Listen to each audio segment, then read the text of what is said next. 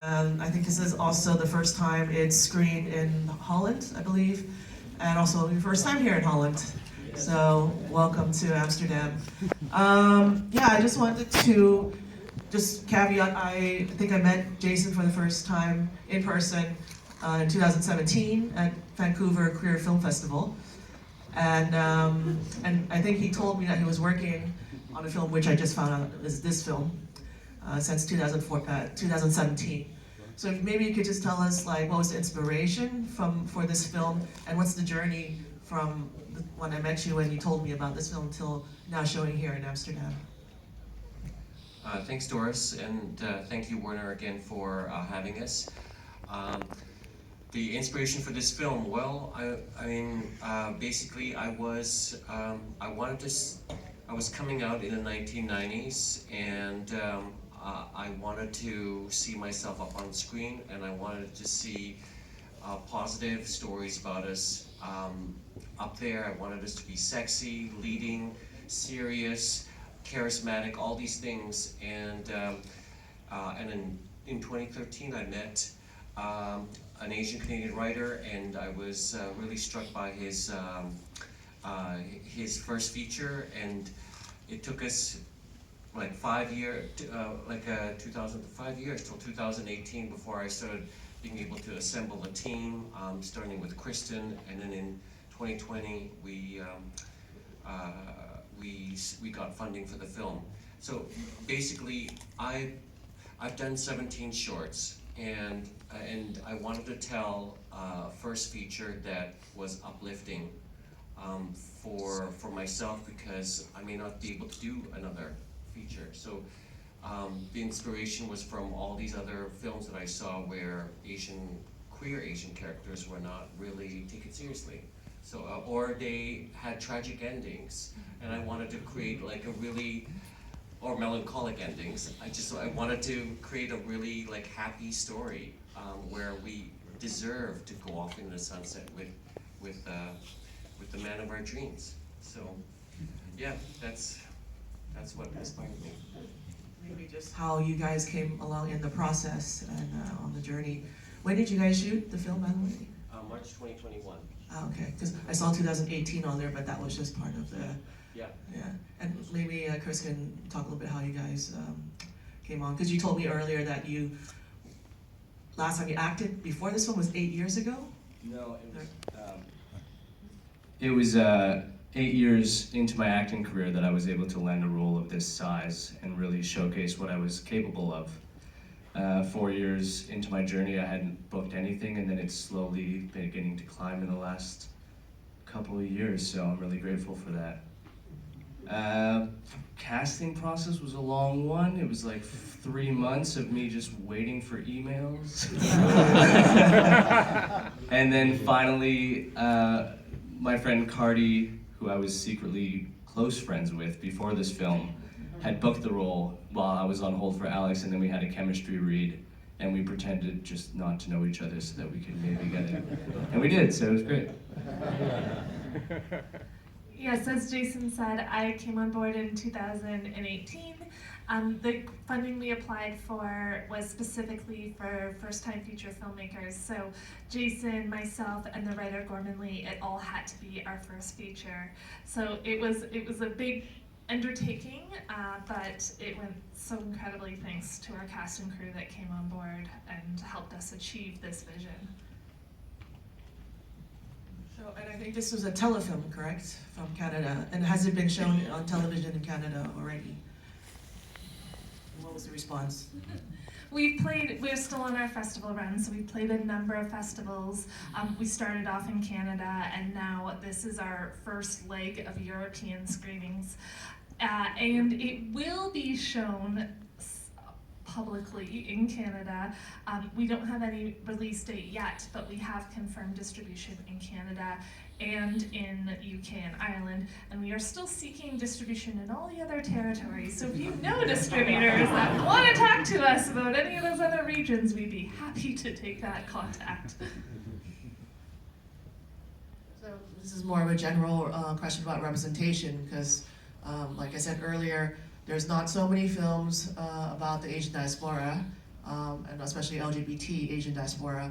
And I think now, maybe in the last 2 years, there's more of it, obviously because of the success of the Oscars recently, and Everything Everywhere All at Once winning 7 Oscars. And what do you think? What you hope will do for perhaps your next film or your next project? And I mean, I think you all came from what I understood, a place of scarcity, where you think you might not be able to make another film, and you waited a long time to make this film. Do you think things are going to change? Yeah, I've started noticing a lot more Asian actors out there taking acting as a serious career. I've also seen a lot more actors be comfortable with their sexuality and declaring that, or because I can't ask someone's sexuality when casting. It's not appropriate. But people will. People are comfortable nowadays with what's happening with opening up, and I think that there's going to be more diversity in the casting room. So I'm very hopeful about that. Yeah, I mean, as soon as Ki Kwan won that Oscar, I remember just crying immediately in that moment because it felt like it was really palpable, and it felt like a path forward for a lot of Asian males was now ready to start embarking. For me, I think what has been the most rewarding part is being just a small part of that journey where younger Asian men have come up to me after the film and said that they were inspired to see us in a leading role where we're just sort of the side character, this weak, feeble person. So I wanted to bring a lot of strength to Alex in that sense, and hopefully see more of that in the future.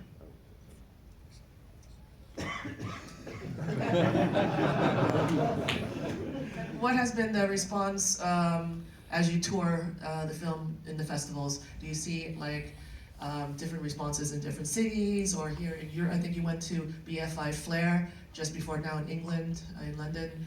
And what kind of response have you seen, and what do you think that bodes for the future?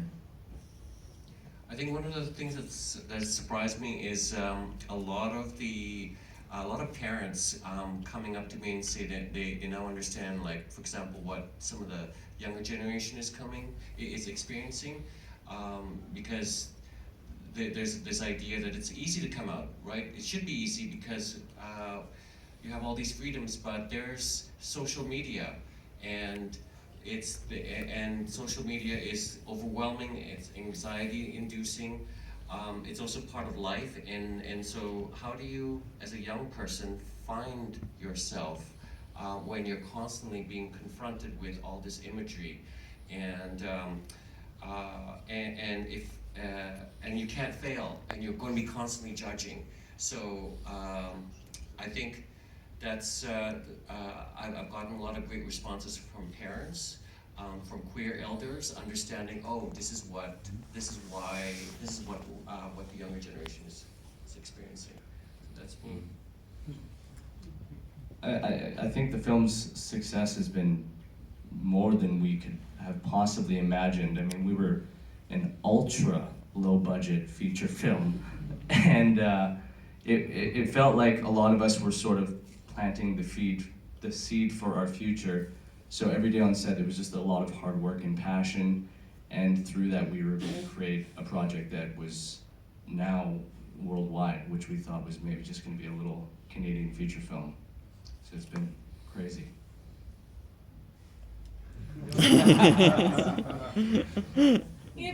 It's really heartwarming. People come up to us, seek us out after the screen to have a one-on-one moment if they were particularly touched by the film, and that's all you can hope for as a creator, is to have that impact on people. So it has been like the experience of our lives, I think, so far.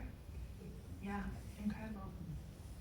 I've had a couple of queer Asians come up to me and say, that's me, or maybe a younger brother, for example, just say, that's my sister up there, I can relate, or that's my parents.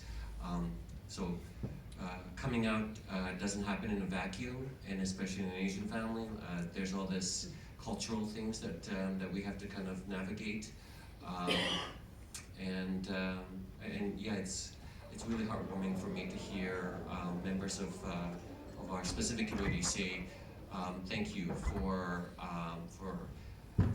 showing something so loving. I'm gonna open up to questions now. If anyone has a burning question for our lovely guest here. Only burning ones. Only burning questions. Yeah. I have to shout. Yeah. I really want to thank you that the bully got his comeuppance twice. When he got hit and when the fee rejected him. Because I was bullied all through my childhood, and this makes me so happy.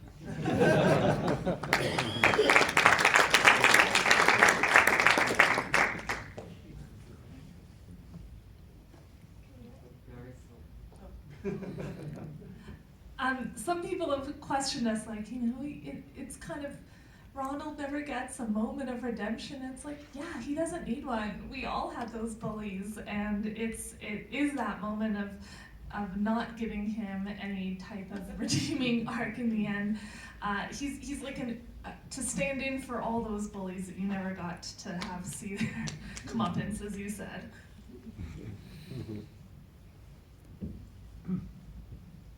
Any other questions? There? Over there? Yeah, shall I try? Okay. Thank you for the movie, and great that there's also a person that's self-confident in gay in the movie, apart from the one who's searching. So it's great to see somebody who's just being gay and being happy being gay in the whole movie. So thank you for being that person in the movie. That's one thing. And I was a bit surprised about the big part of the Chinese restaurant, Chinese family restaurant in the movie. Is it still very important as part of the Asian diaspora in Canada? Well, some of me is in the story because it's written by Gorman Lee. I'm a first-generation immigrant, and the way we get visas, at least a few years ago, is we have to open up a business, and the simplest way to do that is to open a restaurant. So when I was young, I was asked to skewer meats, satay. I'm Indonesian Chinese, and so my parents would pull me right after school to skewer meats, and I was gonna say when parents are working really hard, they don't have a lot of time to talk to you, and then you start to, especially when you're searching for your sexuality, there's no role models. They're absent in your life, and so you look at movies, and so the movies that I saw were often, they had Caucasian, blonde hair, blue-eyed men, beautiful, but I didn't see Asian men up there, and I didn't think that I could be beautiful. So until I think this past decade with films like Spa Night and Front Cover. So if you know those films, or Suk Suk. Sorry, I'm just spewing off some names with more prominent queer Asian characters. Oh yeah, and okay. And Gorman's parents also owned a restaurant. I forgot about that. Yeah, he really focused in on his relationship with his father. But yeah, so it's common to have to open up a restaurant. It's an easy business. Well, not easy, but it's not an easy business. But it's you're selling your culture, your food. It's relatively accessible. We have time for maybe one more question. Here in the back. Yeah.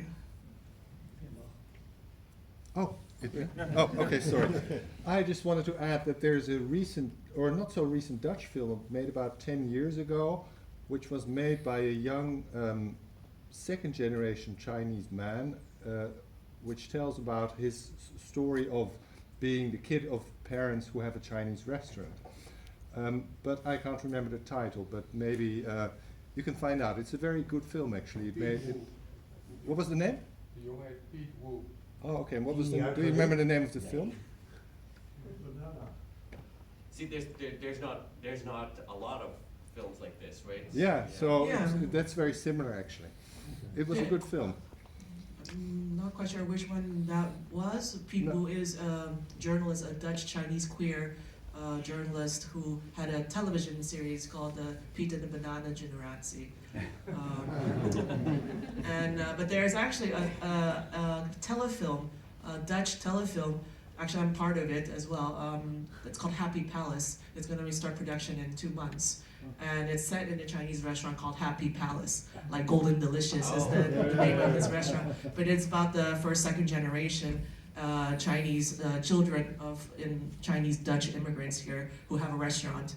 And it's a comedy, and it's actually the first Asian cast, all Asian cast telefilm, Dutch telefilm, I think, in Dutch history. So I think things are changing, which is good. And Are they casting? And one last question for myself. I think the title, Golden Delicious, like, how did you come up with that? And what's the meaning? Is there any meaning behind that? Yeah, Gorman came up with the title, so it means temptation, like the apple, and he changed it from just the red apple to a golden apple. Yellow often is a sign of success, money, and happiness. So the idea was that this restaurant was supposed to be an embodiment of happiness and temptation at the same time, right? And as you can see, it has a lot of different meanings for people in the story. And I like the title. It's very ephemeral. It's like when two people meet. It's beautiful and it disappears. Like when we eat also. Yeah. When I first saw the title, I thought it was an apple. Like, it's Golden Delicious, a type of apple. One last question. This is not a question. First of all, good evening. I will keep it short. About Golden Delicious, it's I guess for me, it's a taste of freedom. Delicious. It's a taste of freedom. It was delicious. Thanks. Oh, thank you. Can I get your quote on that? So I want to thank Jason and Chris and Kristen for coming again and showing us their beautiful film, and Roze Filmdagen, of course. We're very happy to co-present this film from Cinemasia, and we always support more narratives of Asian representation, LGBTQ or otherwise, on the screen. So thank you guys so much. If you like the film, please vote for us. We're eligible for audience choice, and you can also find where the film is playing next at goldendeliciousfilm.com. And you probably notice I do a lot of the Instagram for our film as well. So it'll be playing in Helsinki in a few weeks. If you're in Helsinki. Yes, so thank you. Give us a good rating or recommend us if you like the film. Thank you. Oh, and thank you so much, Werner and your team, for inviting us. Thank you.